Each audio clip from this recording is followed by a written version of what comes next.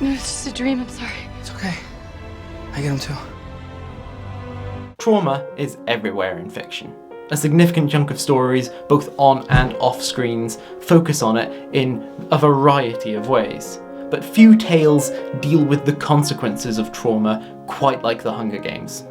It's not unfair to say that the majority of the characters in the story have dealt with their own reactions to traumatic events, with one of the most common of these reactions being post-traumatic stress disorder, or PTSD, just as in real life. And who can blame them when they live in Panem, the dystopian version of America featured in the books and films where teenagers are chosen by lottery to be taken from their families, turned into celebrities, and forced to kill each other in an arena.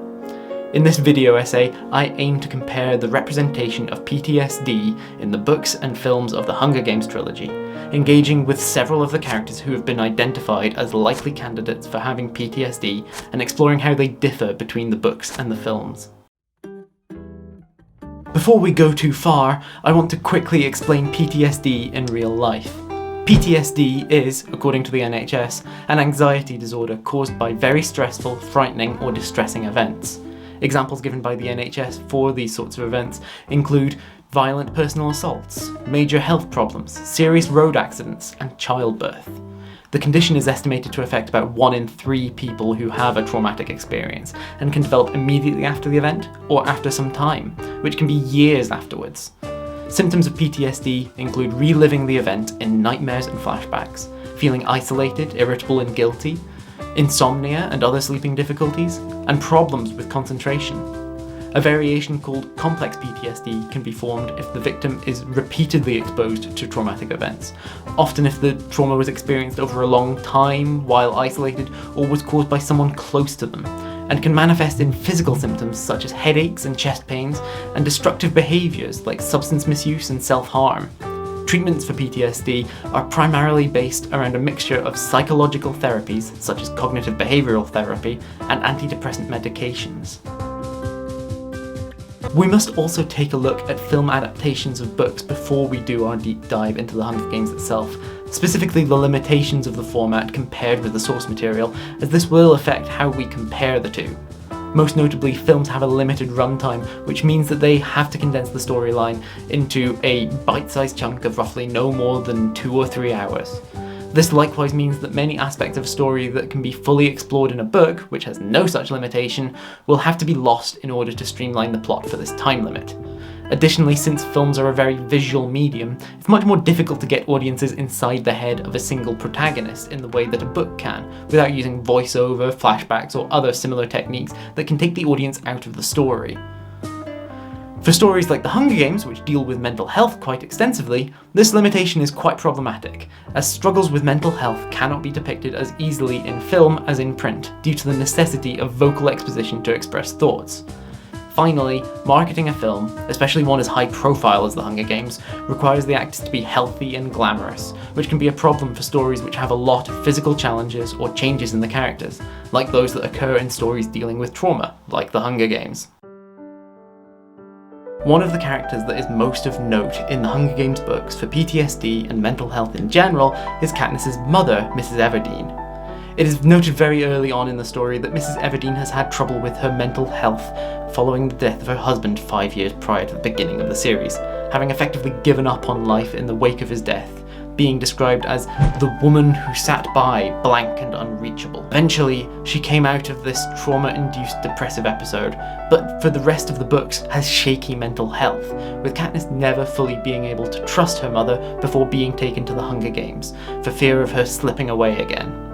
However, as Katniss says goodbye to her family before leaving for the games, she presses her mother not to shut down again, for the sake of Prim, Katniss's sister, and Mrs. Everdeen points out that she could have treated herself if she had had the herbs that she had now. This is very relevant to the fact that mental health, and thus PTSD, is actually part of physical health, which many people in real life forget. And by the end of the books, when she has gone through even more trauma, namely the death of Prim in a bombing, Mrs. Everdeen makes the decision not to return to her previous home of District 12, because it would be too painful to bear. Over the course of the book series, which is solely from Katniss's point of view, Mrs. Everdeen is initially viewed as being a weak person who cannot cope with stress. However, as the story progresses, this view of her is rapidly complicated, as Katniss learns from her own experiences of trauma that sometimes things happen to people and they're not equipped to deal with them. By the end of the series, Katniss has come to trust her mother, as when she discovers the mistreatment of her prep team in Mockingjay, the third book, she takes them to her, the only one she trusts to care for them. Throughout the film series, Katniss's mother is even more out of focus than the character is in the books, where she is little more than a background character despite her relationship to the protagonist. Little reference is made to her former condition, just a handful of uncomfortable moments between her and her daughters in the first film, which includes Katniss telling her, "You can't tune out again. No, you can't. Not like when Dad died." Katniss's hallucination when strung by the tracker jackers, and no references in the other films at all. There is some argument that this could be due to the limitations of film that I mentioned earlier, specifically the limited time problem. However, the omission of much of her presence from the film series does speak to a lack of acknowledgement for the character and appreciation of her role in Katniss's life. The character of Haymitch, Katniss and Peeta's mentor in the Hunger Games, is another major character who is significant when looking at PTSD. He is a former winner of the Hunger Games who became an alcoholic in his attempt to cope with the aftermath of his games, and the repeated burden of training the tributes who he cannot save from the violence of the games. Haymitch is initially portrayed as being a joke. He just goes around drunk all the time, with little care for himself or anyone else. However, as the series continues, Katniss again grows to understand Haymitch and comes to comprehend that he is suffering from the same sort of trauma that she is, as she observes that he doesn't like to sleep in the dark due to his nightmares. It becomes clear that Haymitch is using alcohol in an attempt to cope with the trauma, and given the extensive period of time that his trauma covers, it is very likely that he has complex PTSD. As Katniss grows to know Haymitch better, he's treated less like a joke and more like a complex person, which is an important stage in representation of any minority, as it models behaviour towards that minority for real life. After a time, Haymitch is forced into sobriety, but at the first opportunity, the end of the war, he falls off the wagon and starts drinking again. This relapse is quite notable for adding an aspect of realism to the story of Haymitch's alcoholism, as it shows that just because he has gotten somewhat better, he can still have trouble with his illness, just as people do in real life. In comparison, the films take a different approach towards Haymitch. On-screen Haymitch is treated much more seriously from the beginning, missing out key humorous scenes involving him, and having him treated with, if not respect, pity for his tendencies towards drink. The first movie in particular uses a moment away from Katniss in the run-up to the games to give Haymitch's trauma an earlier piece of depth than in the books, as he is shown having a distaste for children from the Capitol play fighting and killing each other in the hype around the games, possibly giving him a moment of reliving his own trauma. This also sets the tone for his character throughout the films, as a sympathetic mentor who has been through much of the same struggles that Katniss and Peeta are also going through, even if he can't help directly too much. However, his role is much diminished after the second film, despite the increased prevalence of PTSD as a theme, due to a break in trust between Katniss and him after he wasn't able to get Peeta out of the arena as well.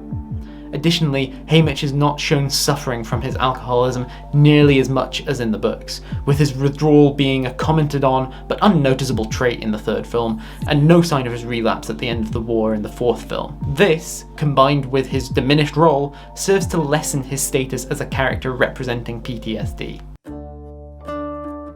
The character of Peeta, arguably the secondary protagonist of the entire series, is also key to the representation of PTSD in the Hunger Games. Peeta has no traumatic backstory like Katniss does before the games, other than a harsh mother. However, he does develop PTSD after taking part in the Hunger Games, just like Katniss.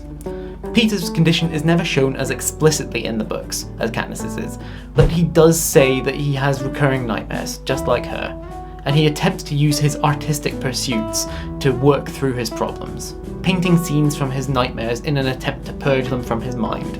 This approach bears a superficial resemblance to art therapy.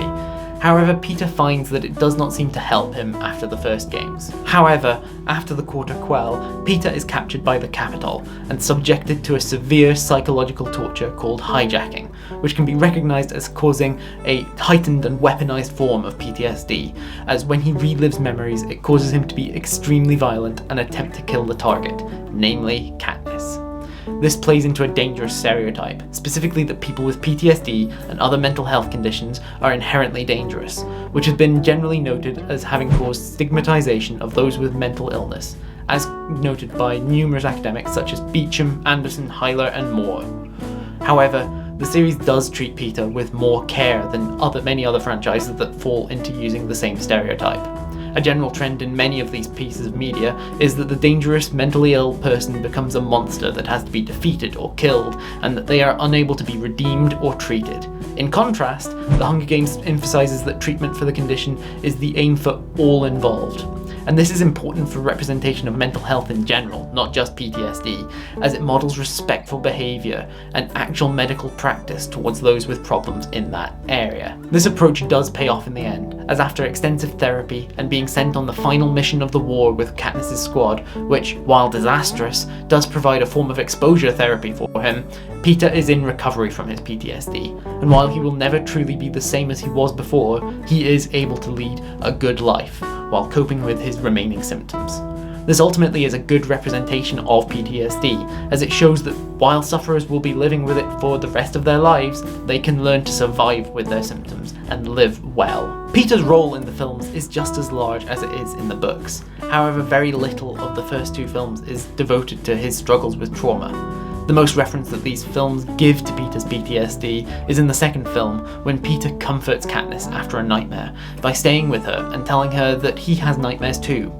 However, his role in the third and fourth films stays very true to the book that they're adapted from, as Peeta has undergone the same hijacking torture. At least they stay true in some aspects. The films focus heavily on the physical toll that the torture has taken on Peeta, and shows him having at least some of the mental side effects as well, with him attacking Katniss several times while having flashbacks.